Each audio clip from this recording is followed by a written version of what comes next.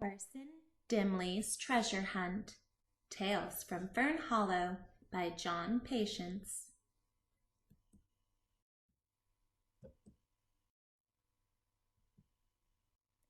It was Sunday, and Parson Dimley was busy in the church, laying out the hymn books for the morning service.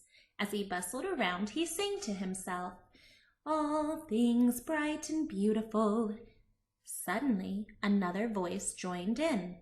Chirp, chirp, chirp. The old mole looked up and saw a little sparrow. It had flown in through a large hole in the church roof. "Good gracious!" the parson exclaimed. "That hole must have been caused by the storm we had last night. I must get it fixed at once. But how on earth can I raise the funds?" After giving the matter some thought, Parson Dimley decided to raise the money to mend the roof by holding a treasure hunt. The Fern Hollow animals all bought tickets and turned up with all kinds of vehicles. There were cars, motorcycles, a tandem, the fire engine, and Sigmund Swamp on his penny farthing. In fact, the only animal who arrived on foot was Polly Prickles. Poor Polly! No one thought she stood the slightest chance of winning the race to the treasure. Now it was time to begin the treasure hunt by reading the first clue. "Look in a tree in a little round hole, which stands in a place by a happy old vole," read Parson Dimley. Brock Gruffy realized at once what the clue referred to and quickly drove off to the Jolly Vole Hotel, where he jumped out of his car and ran down to the river bank to the hollow tree. Unfortunately, poor Brock forgot to put the car's handbrake on, and his car rolled down the bank after him, and with a great splash ended up in the river. The next animal to arrive at the hollow tree was Sigmund Swamp. Sigmund read the clue. "Now you're wondering what to do. Where the river is crossed, you'll find the next clue." "That must mean Ferny Bank Ferry," said the clever toad to himself, and away he went, pedaling furiously. When Sigmund reached the ferry, he rode out onto the jetty to the signpost where he could see a piece of paper had been pinned.